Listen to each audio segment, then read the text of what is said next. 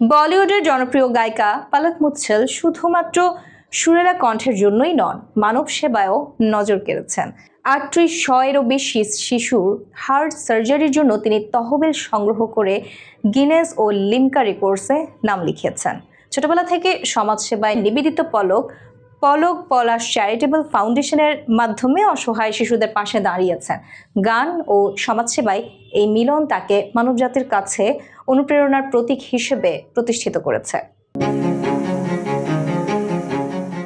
বলিউডের জনপ্রিয় প্লেব্যাক গায়িকা পলক মুচ্ছল কেবল তার সুরেলা কণ্ঠের জন্য নয়, মানব সেবার জন্যও সমাদৃত।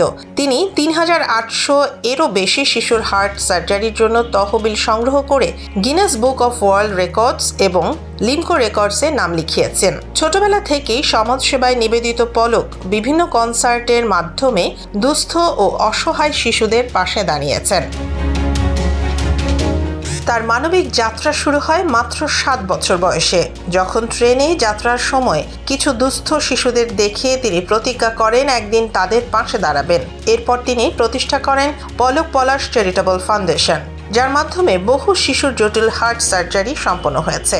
কার্গিল যুদ্ধে আহত জওয়ানদের চিকিৎসার জন্য গান গেয়ে মাত্র ৭-৮ বছর বয়সে ২৫,০০০ টাকা উপার্জন করেছিলেন।